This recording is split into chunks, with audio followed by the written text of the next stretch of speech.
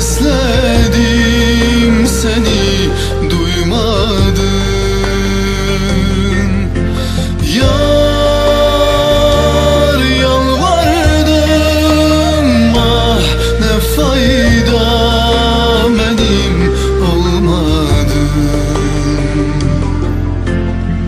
Bu sefer kaçmağa yer tapmadım ve yanına geldim. Yoxluğun necə dözülməz idi, təsəvvür də etmə.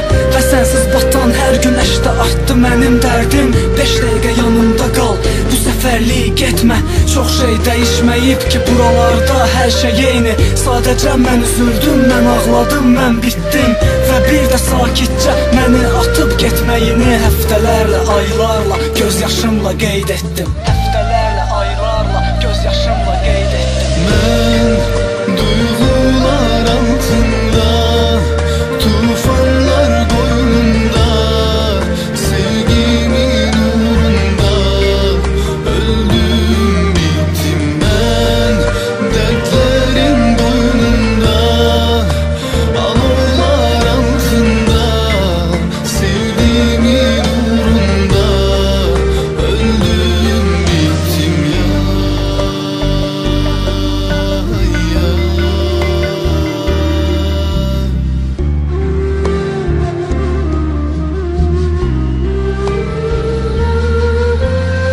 Hər bir şey ağlımda, heç birini silməmişəm. Səni ilk gördüyümdən, bax elə bu ana qədər. Səhərlər başqa gözəl olardı, mən bilməmişəm. Nə çox şey itirmişəm, nə də çox itirmişəm. Biraz da sən danış indi, necə keçdi həyatın. Çox şeydən var xəbərim, qaçırma gözlərini. Sən də çox yorulmusan, baxışlarından anladım. Kiçik qəlbdə gizləmək çətin ayrılıq izlərini. Və indi güvənməyə bir kəs belə tapmazkən, qaçıb gizlənsən də yoxluğun qoy əcəlim olsun. Səni düşünmədən bir gün belə keçməzkən, inanmıram ki sevdiyim bir gündə yerində olsun.